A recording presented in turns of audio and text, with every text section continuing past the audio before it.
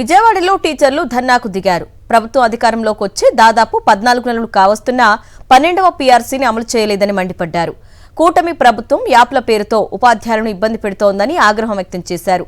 Guinness book రికార్డుల కోసం yoga, PTF పేరుతో టీచర్లను ఇబ్బంది పెట్టడం సరైన పద్ధతి కాదన్నారు. వెంటనే విద్యాశాఖ స్పందించి తమ సమస్యలను పరిష్కరించాలని డిమాండ్ చేశారు. ప్రభుత్వం తక్షణమే తమ సమస్యలను పరిష్కరించకపోతే పోరాటాన్ని ఉధృతం చేస్తామని హెచ్చరించారు ఉపాధ్యాయులు.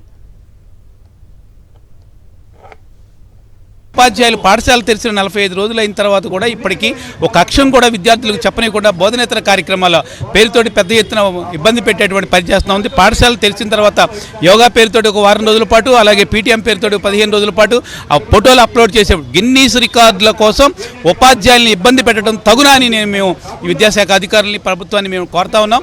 ఈరోజు పిల్లలకి బోధనేతర కార్యక్రమాల వల్ల పిల్లలకి ఏమైనా ఒక అక్షరం చెప్పేటువంటి అవకాశం లేకుండా పోతుంది. ఇన్ని రకాల యాప్ల వల్ల ఏమైనా పిల్లాడికి తెలుగు అక్షరాలు 4 వచ్చే అవకాశం ఉందని విద్యాశాఖ అధికారులను అడుగుతా ఉన్నాం.